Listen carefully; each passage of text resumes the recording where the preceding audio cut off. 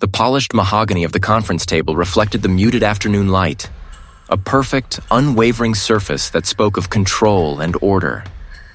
I traced an imperceptible dust mot with my gaze, a tiny imperfection in an otherwise flawless environment. This wasn't my usual workspace, nor my preferred one. I was in a penthouse boardroom during an emergency call, an environment designed for high-stakes decisions, not the quiet, methodical reconstruction of a life long past. The room itself was a testament to understated power. Floor-to-ceiling windows offered a dizzying panorama of the city, the distant hum of traffic a faint counterpoint to the hushed reverence of the space. My fingers, accustomed to the cool, porous feel of bone, felt alien against the smooth, cold glass of the water tumbler before me. I preferred the sterile, contained chaos of my lab, the tangible evidence laid out under focused lamps, not this abstract theater of influence.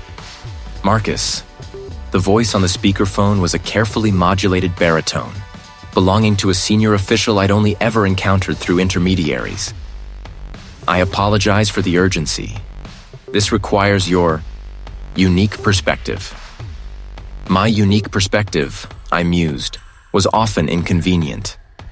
It had a habit of unearthing truths that powerful people preferred to keep buried. A faint, almost imperceptible tremor in the official's voice caught my attention, a fleeting crack in the polished facade. It wasn't fear, not exactly, but a deep-seated unease. That alone was enough to pique my interest. "Go on," I prompted, my own voice calm, measured. I leaned forward slightly, elbows on the table, my posture betraying nothing of the intricate mental machinery already whirring. My eyes scanned the room, noting the expensive artwork, the discreet security cameras, the absolute lack of anything personal. Every detail here was curated, every element serving a purpose. "It concerns the Eleanor Vance case," the official continued, the name hanging in the air like a forbidden word. The Eleanor Vance case. 10 years. The socialite, the heiress, the darling of the city's elite, found drowned in her family's private lake. Ruled an accidental drowning. My mind instantly began sifting through archived news clips, mental images of headlines, the pervasive whispers that had followed the official verdict. It had been a sensation. Then, quickly, eerily, forgotten. Not forgotten by me, though. Nothing truly was. The official ruling stands, of course, the official added quickly, almost defensively. Accidental. But new information has surfaced. Nothing concrete, just questions. I allowed a beat of silence to stretch, letting the implication hang. Questions about skeletal remains, I presume? I finally asked, cutting to the chase. That was my domain. The silent language of bone. Precisely, the official confirmed, a hint of relief in his tone that he hadn't needed to explicitly state it. A routine inventory at the old city warehouse facility. Some discrepancies were noted with her remains. Nothing major, mind you, just enough to warrant a second look. A highly discreet second look. Discrepancies. That was a euphemism I knew well. It usually meant someone had either overlooked something critical or, more often, deliberately chosen not to see it. And discreet usually meant politically sensitive. Her remains were released to the family after the initial investigation, I pointed out, recalling the swiftness with which the case had been closed. Why are they now in a city warehouse? Another pause. Longer this time. The family had them moved for storage some years ago. They prefer to keep a certain distance from the past. When the facility changed hands, the inventory was mandated. It sounded like a convenient narrative, designed to explain away an inconvenient truth. The Vance family was powerful, connected, their influence far-reaching. An accidental drowning had been the cleanest, least disruptive outcome. A murder, especially one involving a prominent figure, would have torn through the city's upper crust like a wildfire. I need to be clear, I stated, my gaze fixed on the reflection of my own intense eyes in the polished wood. If I take this on, I work without interference. My findings, whatever they are, will be reported without embellishment or omission. And if those findings contradict the original verdict, the implications will be significant. The official cleared his throat. We understand that, Marcus. That's why we're coming to you. Your reputation for thoroughness is precisely what is needed. This isn't about challenging the past, merely ensuring due diligence. For closure, you understand. Closure, another loaded word, often used to bury the truth deeper. But the idea of Eleanor Vance's skeletal remains, silent witnesses to a decade-old mystery, lying in a warehouse, waiting for someone to truly listen, gnawed at me. The official ruling had always felt thin, too neat, too convenient. I'll need access to all original case files, autopsy reports, crime scene photographs, and any associated documentation, I stipulated, already mentally outlining my approach. Everything, unredacted. Of course, the official assured me, though the word felt a little too eager, a little too quick. Everything will be made available. We'll arrange for the remains to be transferred to your lab by morning. You'll have a secure workspace, dedicated access. I considered the request, the political tightrope I'd be walking. Reopening a decade-old case, especially one involving the Vance family, was akin to stirring a nest of hornets. The original investigators, the prosecutors, the judges, all would have their reputations on the line. And the powerful figures who had benefited from the original verdict? They wouldn't take kindly to having their carefully constructed peace disturbed. But the bones would tell their story. They always did. And I was the one who listened. Very well, I said, the words firm, resolute. Send me the coordinates for the remains transfer. I'll begin first thing. The city outside the window, once a distant, abstract entity, suddenly felt closer, more immediate, its secrets waiting to be unearthed. The tension in the room, however, remained, a palpable weight that had only just begun to settle. Outside, the city shimmered under the afternoon sun, a distant, indifferent spectacle. Inside, the air was thick with unspoken pressure. The voice crackling through the receiver, belonging to a high-ranking government official, was calm but edged with an unmistakable command. Marcus, this isn't a request for a second opinion. This is a directive. The family has concerns, and the state needs resolution, one way or another.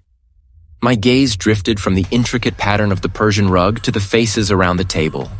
The stony-faced legal counsel, the nervous chief investigator, and the official's aide, all watching me with varying degrees of apprehension. Reopening the Vance case meant unsettling a decade of established narrative, tearing at the fabric of a politically convenient truth. The original verdict, an accidental drowning, had brought a swift, if unsatisfying, closure. Now the official's words hung in the opulent space, a fragile thread of possibility. I understand the sensitivity, sir, I replied, my voice steady, betraying none of the internal tremors. But my findings will be based solely on the evidence. Nothing more, nothing less. A brief, almost imperceptible pause. That's precisely what we expect, Marcus. Just be thorough and discreet. The call ended with a soft click, leaving behind an echoing silence. The chief investigator cleared his throat, avoiding my eyes. The remains are already at your facility, Marcus. We fast-tracked the transfer. I nodded, pushing back my chair. Good. I'll begin immediately. The drive from the gleaming skyscraper to my forensic laboratory felt like a descent into a different world. The polished chrome and hushed tones of the boardroom gave way to the utilitarian concrete and the methodical hum of ventilation systems. My lab, nestled within a secure government complex, was a sanctuary of objective truth, a stark contrast to the political theater I'd just left. Here, the dead spoke, and I was their interpreter. The remains, meticulously packed in a series of climate-controlled containers, awaited me on a stainless steel examination table. 10 years. 10 years since the original examination, since the official ruling. The victim, A young man from a prominent family had been found in a remote section of the river. His death quickly attributed to a tragic accident. The case had been closed, sealed, and largely forgotten by everyone except, it seemed, a few powerful figures. And now, me. I donned my sterile gloves, a fresh lab coat, and pulled a magnifying visor over my eyes. The air in the examination room was cool, faintly metallic, and tinged with the familiar scent of bone and disinfectant. I began the painstaking process, carefully laying out the skeletal elements on a clean sheet of white butcher paper. The bones were disarticulated, a result of the original recovery and subsequent handling, but remarkably well preserved for a river submersion. The original report had noted some surface erosion consistent with aquatic decomposition, but nothing out of the ordinary. I started with the cranium, the most telling canvas of perimortem trauma. Using a soft, bristled brush, I gently cleared away residual soil and minute organic debris. Each sweep was deliberate, a slow unveiling. I worked my way across the frontal bone, then the parietals, searching for any subtle deviation from the expected. The surface was generally smooth, with the typical post-mortem alterations one would anticipate from prolonged water exposure. My fingers, trained to feel the slightest irregularity, traced the orbital rims, the zygomatic arches. I moved to the temporal bones, then the occipital. Nothing immediately apparent. I picked up a stereo microscope, adjusting the focus, and began a second, even more granular pass.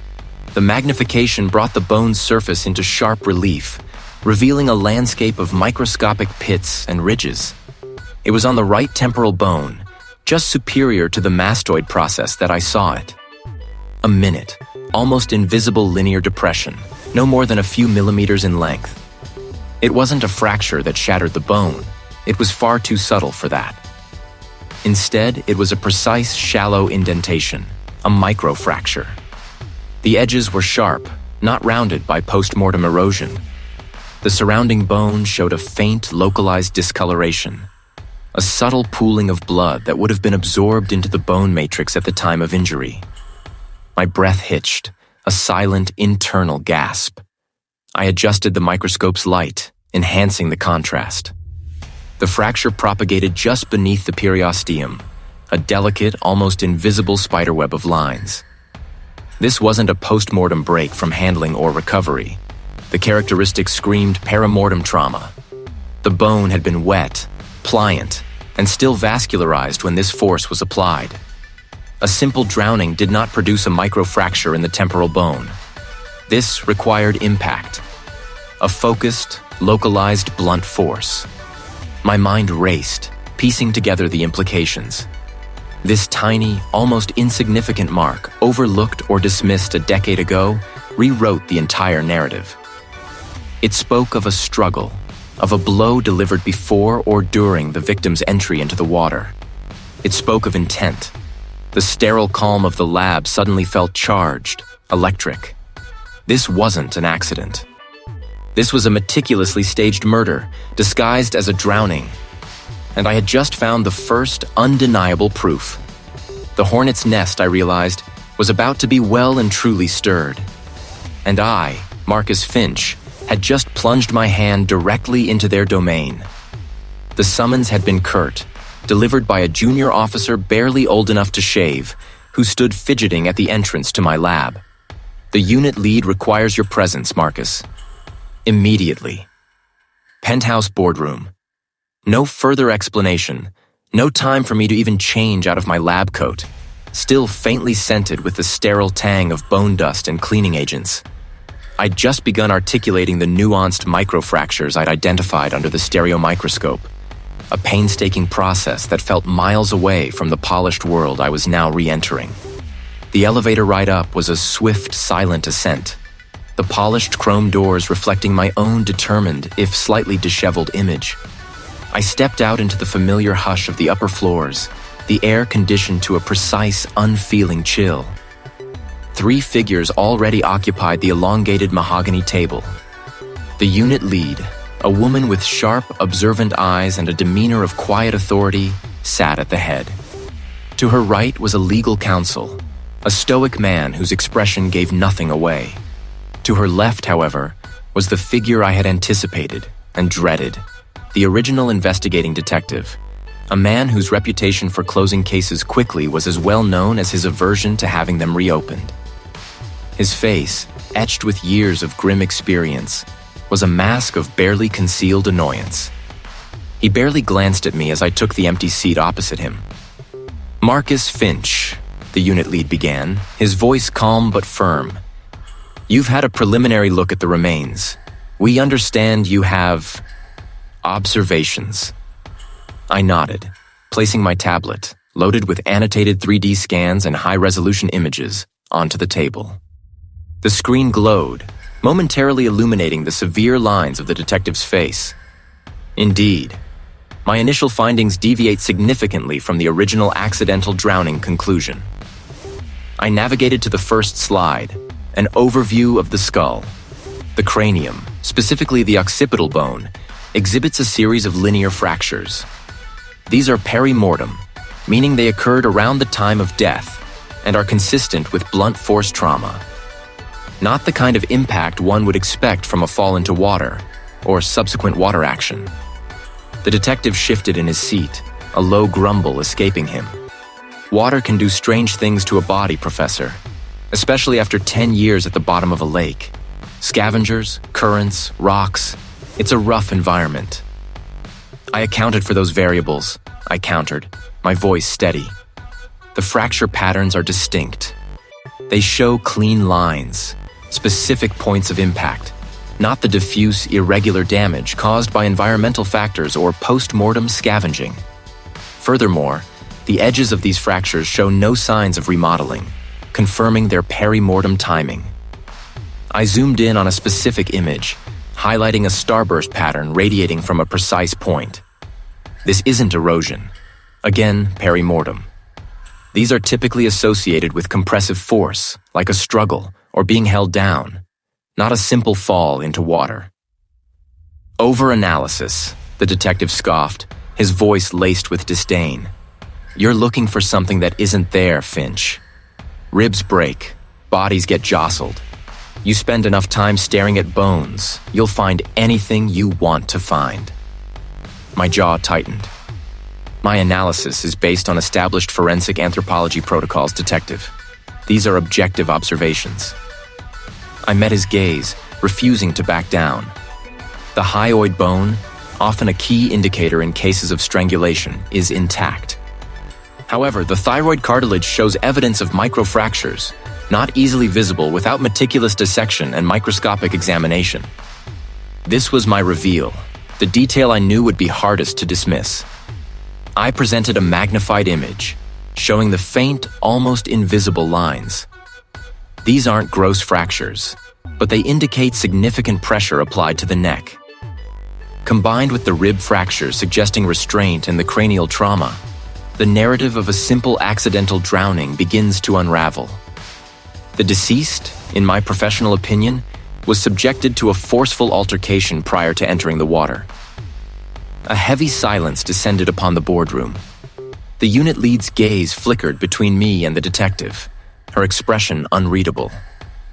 The legal counsel remained impassive. The detective leaned forward, his voice dropping to a low, menacing tone. "Listen, Professor. This case was closed 10 years ago. Politically sensitive, a high-profile family involved. You're talking about reopening a can of worms that everyone, and I mean everyone, was happy to see buried. You start digging into this, you're not just finding bones. You're stirring up old ghosts, powerful ghosts. The pressure was palpable, a suffocating weight in the room. The senior detective's gaze, sharp and unyielding, drilled into me.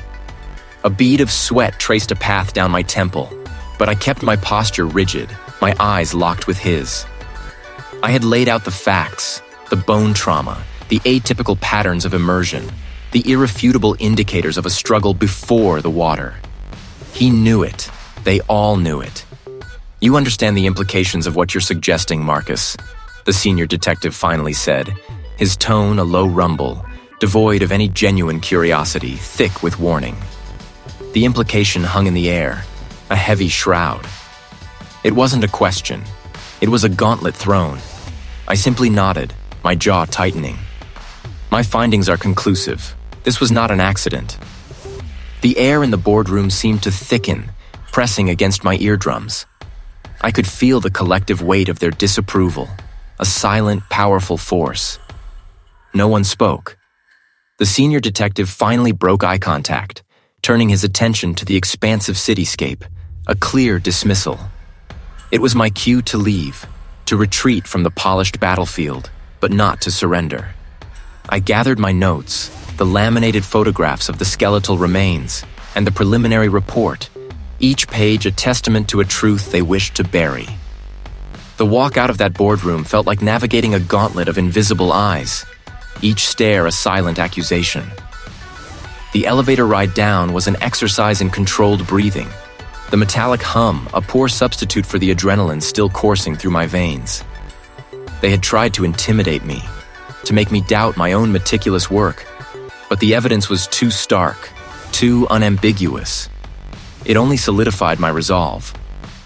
Back in the quiet sanctity of my forensic examination facility, the sterile air and the familiar scent of cleaning agents were a welcome balm. My workspace was an island of order, surrounded by the organized chaos of evidence storage. I pushed aside the stack of administrative paperwork that usually claimed my attention and returned to the heart of the matter, the remains of the victim. The bones, cleaned and articulated, lay on a specialized examination table under the bright, focused beam of my forensic lights. I pulled on a fresh pair of nitrile gloves, the faint squeak of the material the only sound in the room. My magnifiers rested on the bridge of my nose as I leaned in, revisiting the crucial points of trauma. I traced the hairline fracture on the temporal bone with a gloved fingertip, a precise, almost surgical incision in the bone. This wasn't a fall. This was an impact. And the subsequent submersion was a calculated act to obscure it. Hours dissolved into focused observation. I cross-referenced my findings with documented cases of accidental drownings versus those involving ante-mortem trauma. The comparison only strengthened my conviction. The original report, a flimsy collection of assumptions, seemed almost laughably inadequate now. A soft knock startled me. I straightened up, pulling off my magnifiers. Standing in the doorway was a young detective, probably new to the unit, his uniform still crisp, his face earnest. "I heard about your findings," he said, stepping tentatively into the room, his gaze drawn to the skeletal remains. His eyes, unlike those in the boardroom, held a flicker of genuine curiosity, perhaps even unease. He wasn't looking at me with suspicion, but with a kind of dawning realization. The original case. It was always considered open and shut, an unfortunate accident. I watched him, assessing. He seemed different from the hardened faces I'd encountered. "The bones tell a different story," I stated, gesturing to the skull. "Look here, this fracture. It's consistent with a sharp, forceful blow delivered before death. And the pattern of the submersion, it doesn't align with someone falling in. There's no struggle in the water, only a body already compromised." He leaned closer, his brow furrowed, absorbing my words, his eyes tracing the delicate lines of the bone. He didn't flinch from the reality of it, didn't dismiss it out of hand. So, someone. He wasn't just listening, he was processing, connecting the dots. He straightened up, his gaze meeting mine. There was a spark there, a quiet indignation. The original files. They're still in storage, aren't they? Buried deep. I haven't been. Ingrained yet. If you need someone to take a discreet look at those old files, see what was overlooked, what was perhaps deliberately overlooked. I could help. My internal alarms blared. Caution, risk, potential trap. This was not a senior officer, compromised by years of institutional loyalty. This was someone fresh, unjaded, perhaps even eager to prove himself. The offer was a lifeline, a dangerous one, but a lifeline nonetheless. I considered the risks. If he was discovered, it would put both of us in jeopardy. But without access to those original documents, the chain of evidence, the witness statements, the forensic reports that had somehow missed what I had found, my path forward would be severely hampered. I needed to see what they had seen and what they had chosen to ignore. "You understand what you're volunteering for?" I asked, my voice low, serious. "This isn't just reviewing old paperwork. This is challenging powerful people. People who made sure this case stayed closed." He met my gaze, his jaw firming. "I understand. I believe in finding the truth, Marcus, just like you do." A sense of cautious relief washed over me. An unlikely ally. "Good," I said, a small, almost imperceptible nod. "I need you to focus on the initial scene reports. Look for any inconsistencies in witness statements, any details about the victim's associates that were downplayed, any discrepancies in the original medical examiner's notes regarding the state of the body upon recovery. Pay particular attention to the timeline. And be careful. Very careful." He nodded, a renewed purpose in his eyes. "Consider it done." He turned, the file still clutched in his hand, and walked out, leaving me alone once more with the silent witnesses of the past and a newfound precarious hope. The game had just escalated. The silence of my laboratory felt different now, no longer a sanctuary but a staging ground. The remnants of the previous day's conversation with the detective still echoed, a promise of action hanging heavy in the air. My hands, usually steady, felt a tremor of anticipation. A soft knock interrupted my thoughts. Dust motes danced in the fluorescent light that spilled from the hallway, illuminating the wear on the cardboard. He didn't speak, simply offered a tight, knowing nod and deposited the files onto my large central work table. The papers settled with a soft sigh, releasing the faint, forgotten scent of old investigations. "These are everything," the detective stated, his voice low, almost a murmur against the quiet hum of my air filtration system. "The original police reports, witness statements, forensic summaries. Everything they allowed to see the light of day anyway." I pulled up a stool, the cold metal against my leg a grounding sensation. The detective mirrored my action, and we sat opposite each other, a wall of faded paper between us. I opened the first folder, the cover bearing the victim's name, already a ghost in the yellowed print. The case number was familiar. I had seen it referenced in the brief summary I'd received initially. My fingers, trained to discern the subtlest textures of bone, now navigated the brittle edges of old documents. I scanned the initial police reports, noting the timestamps, the names of the responding officers. The official narrative unfolded. A late-night incident, a single individual, a tragic fall into the water. But my forensic eye, now sharpened by my findings, saw the gaps. "Look at this." I pointed to a page detailing interviews conducted in the immediate aftermath. They interviewed the dock manager, the security guard, even a few residents from nearby apartments. But there's a reference here in a handwritten margin note about a fisherman. "Fisherman, early morning sighting, unusual activity." No name, no follow-up report attached. The detective leaned in, his brow furrowed. "A margin note? That's sloppy or deliberate." "Precisely," I affirmed, a chill prickling my skin. Why would a potential witness, especially one who reported unusual activity, not have a formal statement recorded and filed? It was a glaring omission, a thread deliberately snipped from the fabric of the investigation. My mind immediately conjured images of the scene, the specific details of the victim's injuries. What might a fisherman have seen that contradicted the official story? We pressed on, sifting through the reports. Next came the toxicology summary. It was brief, almost dismissive. It mentioned trace amounts of a common sedative, quickly attributed to post-mortem degradation or environmental exposure. A common enough finding in water deaths. But my gut twisted. Low levels of benzodiazepine, likely environmental. I read aloud, my voice tinged with skepticism. They didn't pursue further testing? No quantification beyond trace? No comparison to a control sample? My eyes darted to the date. This report was signed off within 48 hours, and the case was closed a week later. That's astonishingly fast for a death under questionable circumstances, even if they quickly labeled it accidental. The detective grunted, running a hand over his tired face. They wanted it done. Wrapped up, put away. The victim was connected to some powerful people, remember? A high-profile family, a business empire. The pieces clicked into place with an unnerving precision. My skeletal analysis, the signs of a struggle before death, the staged drowning, now amplified by these administrative anomalies.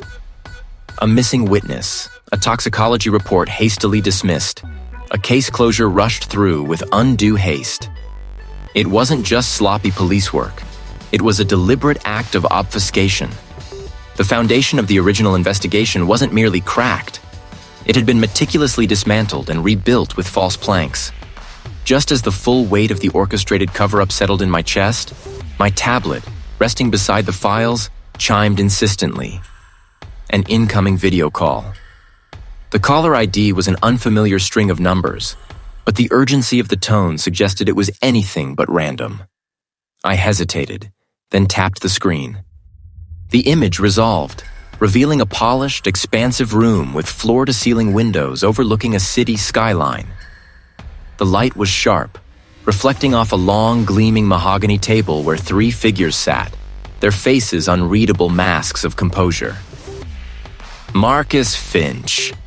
His voice was smooth, resonant, yet held an underlying current of steel. We understand you've been... The other 2 figures remained silent, their presence a palpable weight. I felt the detective shift beside me, a silent signal of support. I straightened my spine, meeting the silver-haired man's gaze.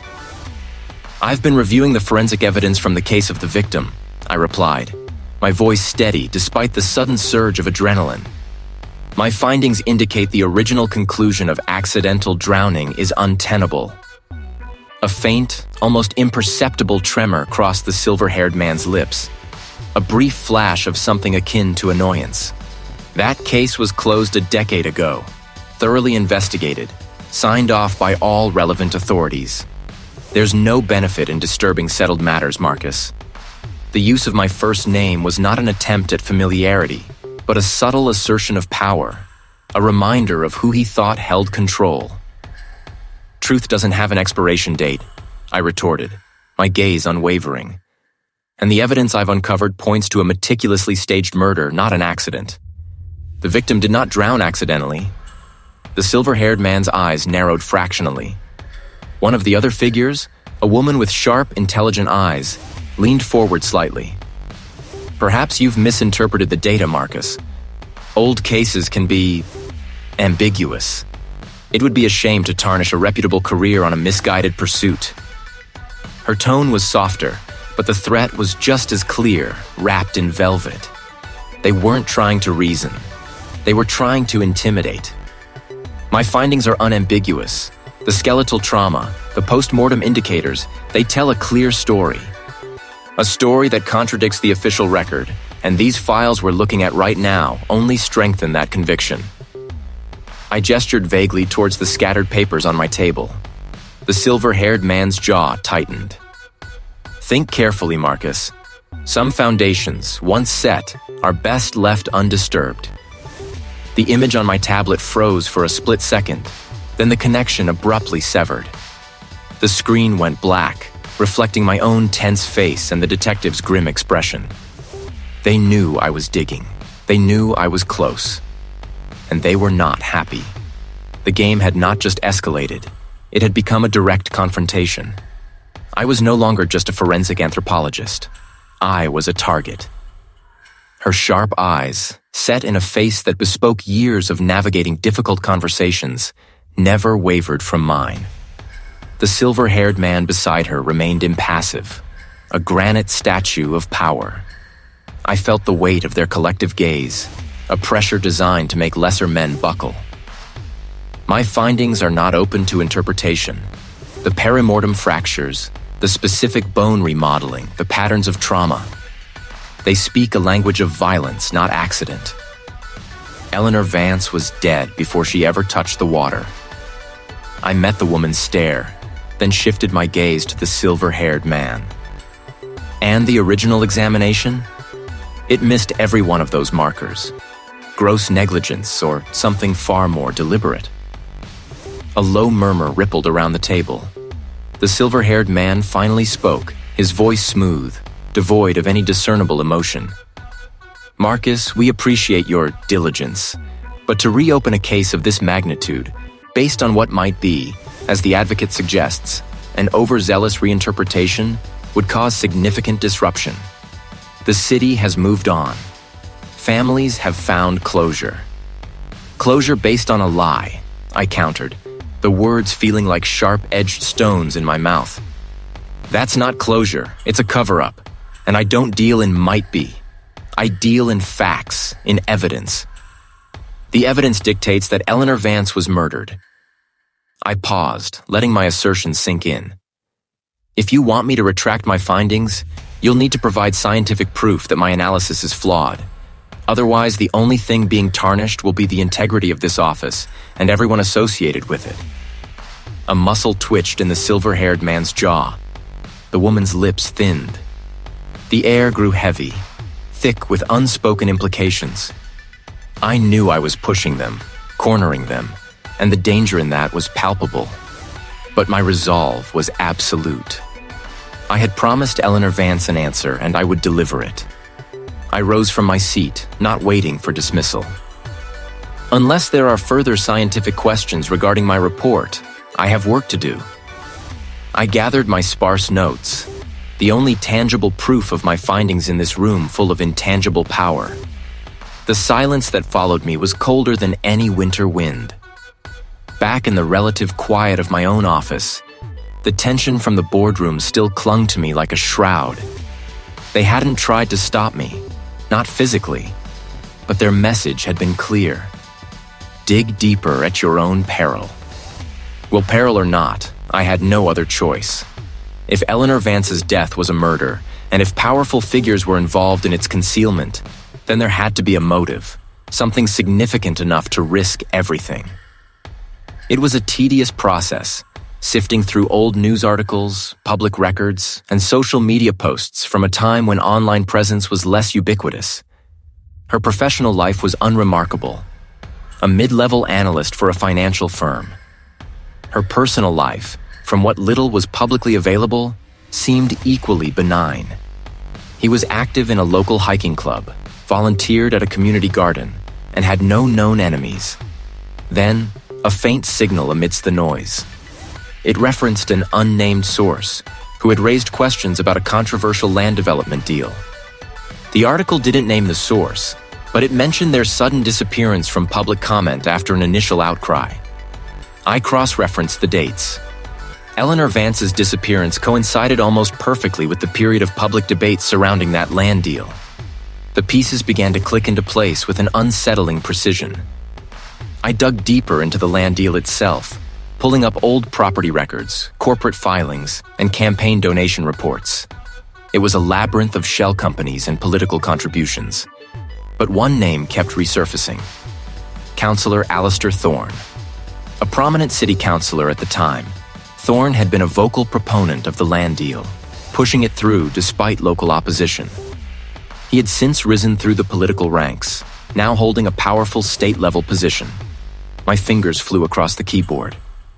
Thorne's financial records, publicly available thanks to campaign disclosure laws, showed a sudden and significant increase in his net worth shortly after the land deal was finalized. And then, a direct link. Eleanor Vance's financial firm had been involved in the preliminary valuation of the waterfront property.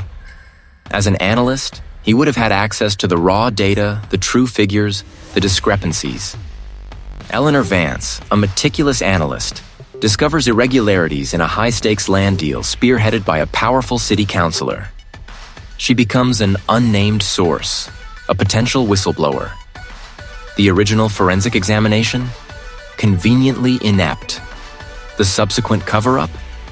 Orchestrated by individuals with the power to make inconvenient truths disappear. I leaned back, the screen's blue light reflecting in my glasses. The quiet hum of the server racks was the only sound. The motive was clear, stark, and terrifyingly plausible. Eleanor Vance hadn't been a random victim of circumstance. He had been a casualty of greed and ambition. And now I had proof that implicated someone far more powerful than I had anticipated.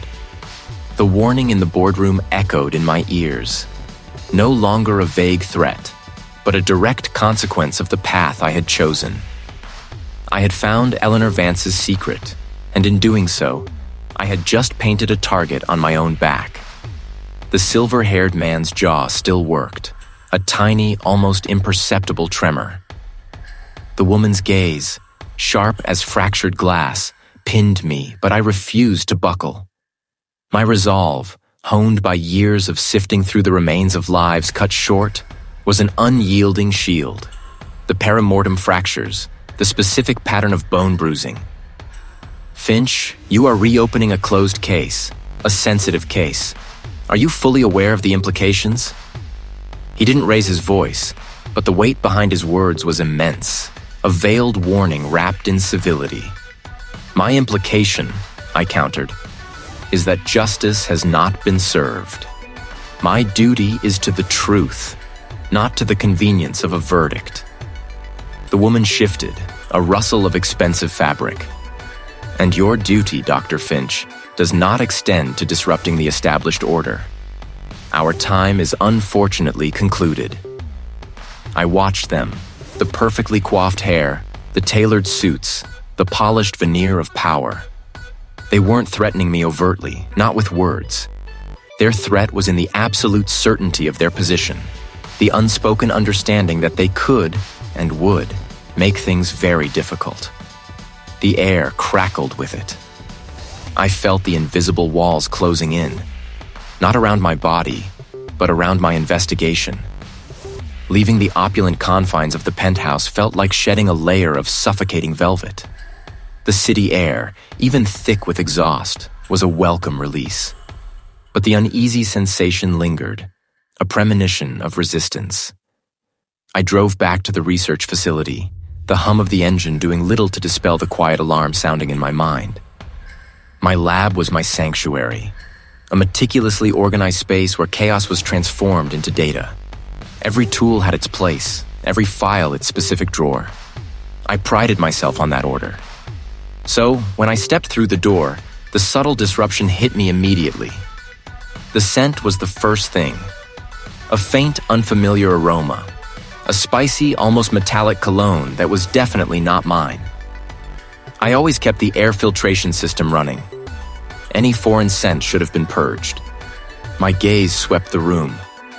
The articulated skeleton I had been working on, a reference piece for my fracture analysis, was angled slightly differently on its stand. A small, almost imperceptible shift, as if someone had nudged it and then tried to correct it. My magnifying lamp, usually positioned precisely over my work table, was off-center by a few degrees. Its arm extended slightly further than I'd left it. It was like a ghost had walked through, leaving barely a ripple. I moved to my desk. My journal, where I jotted down initial observations and theories, was closed. But the pen I'd used to mark my last entry was lying perpendicular to it, not tucked neatly into the spiral binding as was my habit. These were not the signs of a clumsy cleaning crew. This was deliberate, a message delivered in whispers. Someone had been here. Someone had been in my space. It was a surge of defiant anger. They were testing me, pushing. I decided to verify my previous work.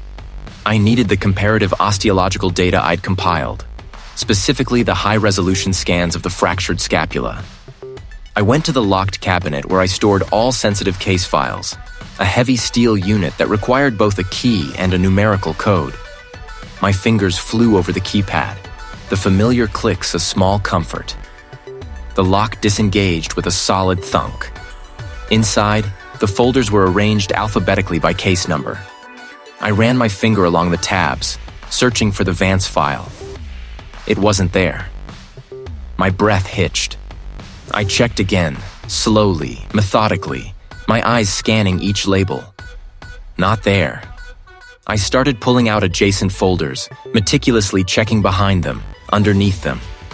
Nothing. My mind raced. I had placed it there myself, just yesterday, after cross-referencing a new set of forensic markers. It couldn't have just vanished. The Vance file.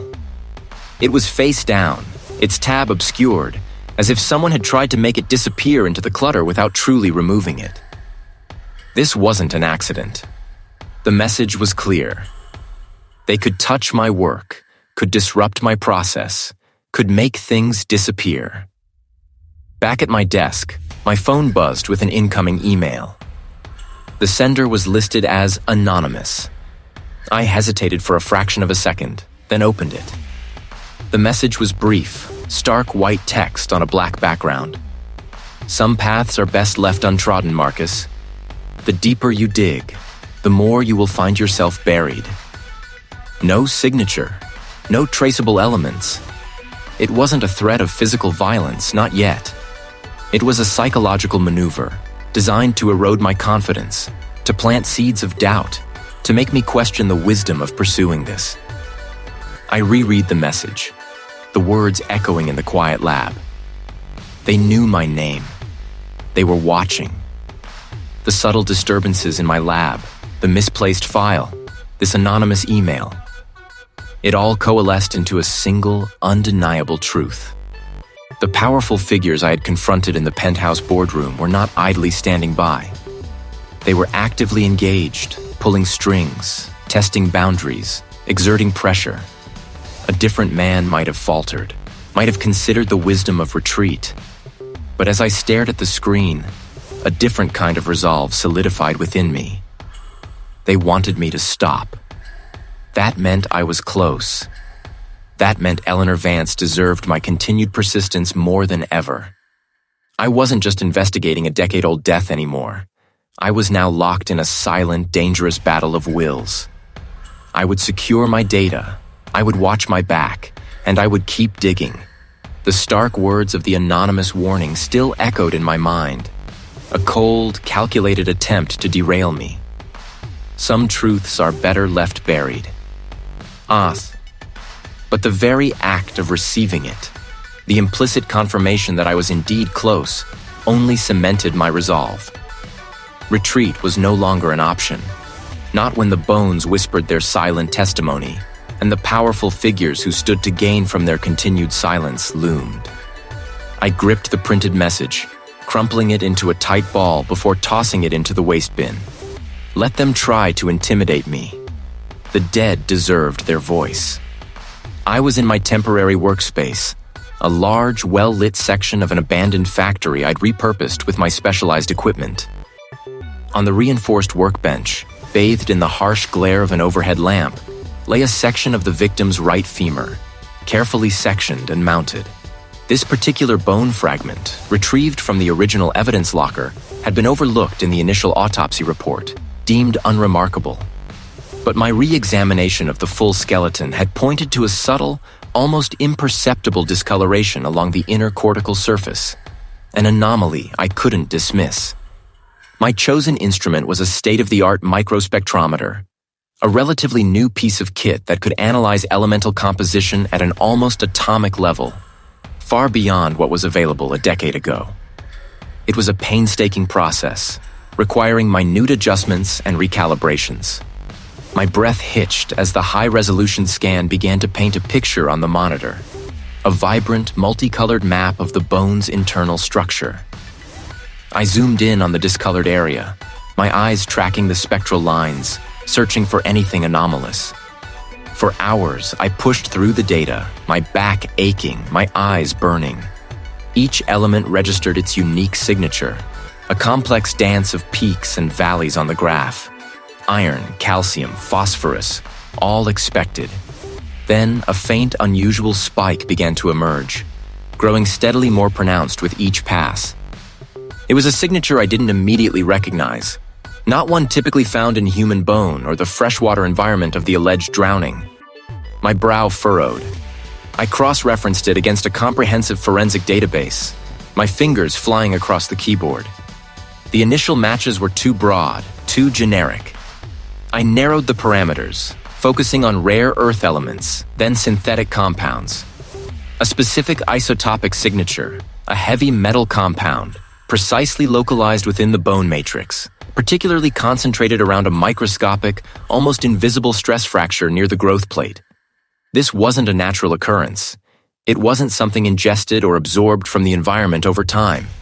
This was a targeted delivery, a precise introduction of a substance that had slowly integrated into the bone structure, a silent, insidious killer. The compound was a variant of thallium, modified to enhance bone affinity, virtually undetectable by conventional toxicology screens of the time, especially when diluted by the post-mortem environment. The stress fracture itself, I now realized, wasn't from a fall or impact after death. It was a micro-trauma, the entry point for the poison.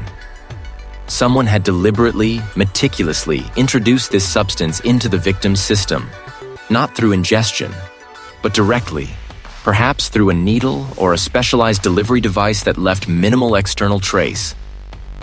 My breath hitched. It was definitive. The sheer audacity, the meticulous planning made my stomach clench. The initial report had mentioned minor bruising consistent with a fall. Now I knew that bruising was the superficial evidence of the entry point, dismissed by the original investigators. Just as the full weight of the discovery settled over me, my secure line buzzed, an insistent, jarring sound in the quiet factory. I glanced at the caller ID. It was the chief prosecutor. "Marcus, you need to get to the penthouse boardroom. Now, emergency call. They've just been informed of your findings. All of them."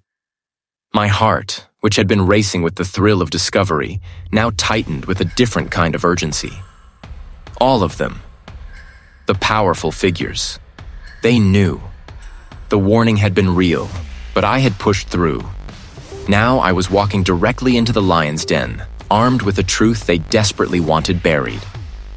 I grabbed my secure data drive, the digital evidence of my breakthrough secured within, and made my way out of the temporary lab, leaving the hum of the spectrometer behind. The towering glass edifice of the corporate headquarters loomed ahead, its penthouse floors glowing with an ominous light. I stepped out of the vehicle, the humid night air clinging to my suit, and braced myself. I had the proof, undeniable and absolute. Now I had to deliver it to the very people who had orchestrated the cover-up, their faces waiting, probably already etched with a mixture of fear and fury. Each surface reflected the high-stakes tension that hummed in the air, a metallic tang that mingled with the faint scent of expensive leather and stale cigar smoke. Beside me, the detective, his usual rumpled suit replaced by a crisper, darker ensemble, gripped a slim leather brief. His eyes, usually sharp with a detached professionalism, held a glint of something more personal tonight. We were walking into this together, a silent pact forged in the sterile glow of my examination room, now tested under the harsh glare of power. Across the table, seated with an unnerving stillness, was the executive. Two other figures, a stern-faced lawyer and a tight-lipped aide, sat flanking him, their presence a silent bulwark of support. Dr. My time is, as you might imagine, extraordinarily valuable. My fingers tightened around the remote for the projector. It is precisely because of the gravity of the situation and the value of a human life that we are here, I retorted, my voice steady despite the tremor that tried to work its way up my spine. This was it. The lion's den, indeed. I clicked the remote, and the massive screen behind the executive flickered to life, displaying the first image. A high-resolution scan of the victim's skeletal remains. 10 years ago, I began, my voice taking on the measured cadence of a lecturer. The death of Mr.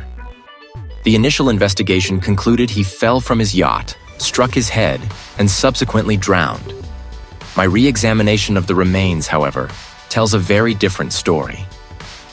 I advanced the slide, bringing up a magnified view of the occipital bone. Observe this specific fracture pattern, I instructed, circling a precise point with a laser pointer. The radiating lines, the depressed segment. This is not consistent with a simple impact against a boat hull during a fall. Finch, are you suggesting foul play based on a decade-old injury? He interjected, his voice sharp, edged with challenge. I am stating, with forensic certainty, that the trauma sustained by Mr. Vance was not accidental, I corrected, my gaze fixed on the executive. Furthermore, the presence of these microfractures on the ribs, along with the distinct absence of certain diatom species in the bone marrow, indicates that Mr. Vance was not alive when he entered the water. I clicked again, showing a comparative slide. A cross-section of bone marrow from a known drowning victim, teeming with microscopic diatom shells, next to Mr. Vance's sample, conspicuously barren. Diatoms, microscopic algae, are inhaled into the lungs and then absorbed into the bloodstream in live drowning victims. Their absence here is unequivocal evidence that Mr. Vance's heart had already ceased to beat before his body was submerged. A heavy silence descended, broken only by the hum of the climate control.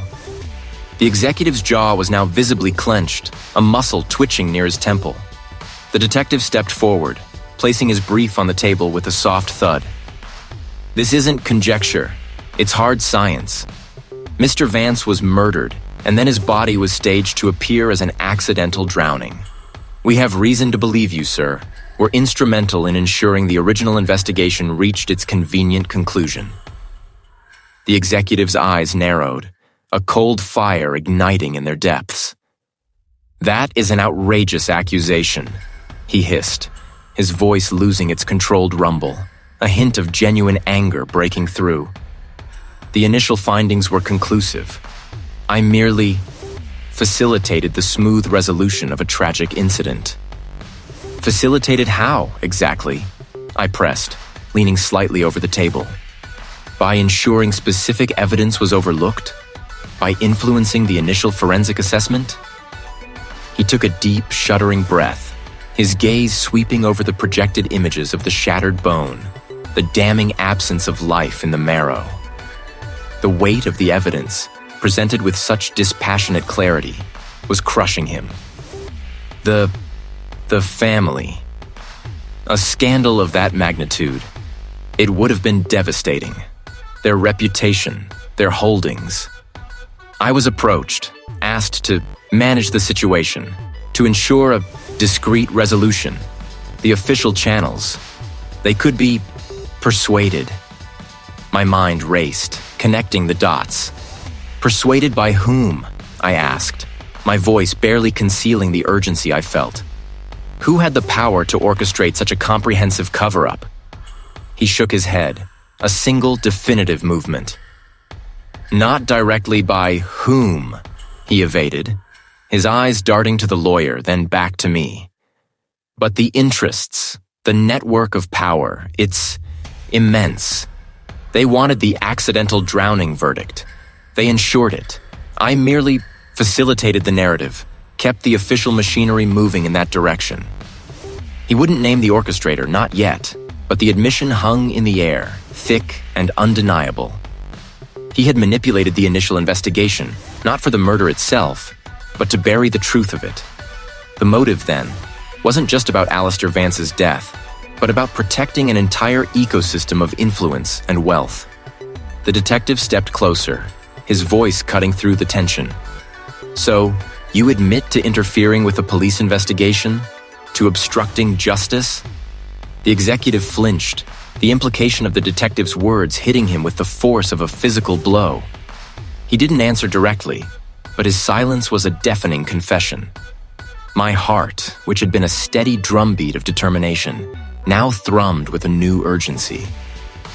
This wasn't the full confession, not the entire picture, but it was a crucial crack in the dam, an admission that the official verdict was a lie, meticulously engineered to protect something far larger than just one man's reputation. And I knew, with a certainty that settled deep in my bones, that this admission was only the first tremor before a much larger earthquake.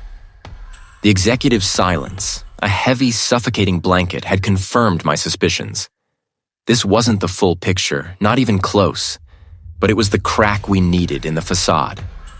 My heart, which had been a steady drumbeat of determination, now thrummed with a new urgency, a frantic tempo propelling me forward. We had a lead, a sliver of truth, and it was enough to set the stage. Within hours, the plan was in motion. Polished mahogany gleamed under recessed lights, reflecting the stern faces of the detective and the lead prosecutor. The air conditioning hummed, a sterile counterpoint to the raw tension that vibrated through the room. The executive, pale and visibly shaken, sat hunched at the far end of the long table. His presence a reluctant, crucial piece of our elaborate chess game. He adjusted the knot of his silk tie, his gaze sharp, unwavering. The call was convincing enough. He believes the executive here is about to confess everything to the authorities, and he's coming to manage the situation. I gripped the edge of the table, my knuckles white. My gaze swept over the meticulously arranged evidence on the screen before us. High-resolution scans of the victim's clavicle, the subtle, almost imperceptible microfractures on the sternum, the precise digital reconstruction of the impact patterns. These were not the marks of a simple drowning. I tapped a stylus against the interactive display, highlighting a specific area on the skeletal model. The initial trauma, consistent with a blunt force impact to the chest, occurred before submersion. The hyoid bone, intact, tells us there was no manual strangulation. The rib fractures post-mortem suggest the body was repositioned, perhaps repeatedly, to mimic an accidental fall and subsequent water entry. The detective, leaning forward, ran a hand over his close-cropped hair. He won't just confess because you show him bones, Marcus. He'll deny, deflect, attack. That's where the executive comes in, the prosecutor interjected, glancing at the man who now refused to meet anyone's eyes. He's agreed to wear a wire. He'll express his fear of what Marcus has uncovered, his desire to come clean. We need to create a situation where our target feels cornered, desperate enough to reveal his hand. A chime from the security panel pierced the quiet. The prosecutor nodded to a plainclothes officer stationed by the door. "Show him in." A moment later, the main perpetrator entered. He was a man of imposing stature, tailored suit, an air of unshakable authority that had for a decade shielded him from scrutiny. His eyes, initially scanning the room with a practiced calm, narrowed slightly as they landed on me, then on the executive. It's not. Dr. Finch here, he's found things. Things about the old case. He says it wasn't an accident. The perpetrator's gaze flickered to me, then to the skeletal reconstructions on the screen. A flicker of something. Annoyance, perhaps, or a well-masked concern crossed his features. Nonsense. The verdict was clear. A tragic accident. My deepest sympathies, of course, to the family. His tone was dismissive, an attempt to brush away the inconvenient truth. The original examination was incomplete, I stated, stepping forward, my eyes locked on his. The water damage, the decomposition, they obscured crucial details. But forensic anthropology has advanced. We can now see what was hidden. I brought up a side-by-side comparison. The original report's conclusion next to my findings. The pattern of trauma, the specific bone remodeling indicating a struggle, the absence of defensive wounds on the hands, yet clear impact points on the torso. This wasn't a fall. This was an assault. His smile didn't waver, but his jaw tightened. Assault? A decade ago? You're grasping at straws, Professor. A desperate attempt to rewrite history. Or to finally write it correctly, the detective countered, his voice like flint. The executive here has some concerns about his own involvement in the initial misdirection. The perpetrator's eyes snapped to the executive. The smooth facade cracked, a flash of genuine anger in his gaze. Misdirection? What are you talking about? The report, sir, the executive stammered, wringing his hands. The way we influenced the scene, the witnesses. It wasn't just about protecting the company's image. It was about protecting you. A tense silence descended, thick and suffocating. The perpetrator's composure began to fray at the edges. His gaze darted between the executive, me, and the prosecutor. He was calculating, searching for an escape. Protecting me? He scoffed, though the tremor in his voice betrayed him. For what? I had nothing to do with that unfortunate incident. The victim was about to expose your financial impropriety, the prosecutor stated, stepping forward, his voice gaining momentum. The missing funds from the development project. The offshore accounts. The victim had the documentation. You knew he was coming to you that night, didn't you? This is a fabrication. We have the executive's testimony, the detective said, gesturing to the man who now sat with his head bowed.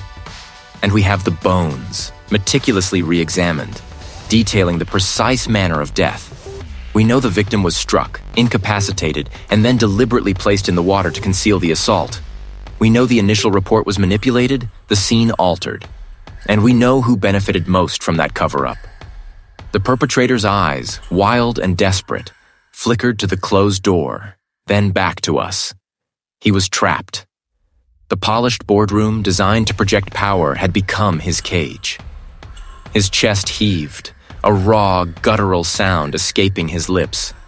He was going to ruin everything. He roared, the carefully constructed calm shattering into 1,000 pieces. The project, the investment, my entire career. I felt a grim satisfaction, a sense of vindication for the silent victim, whose story, finally, was being told.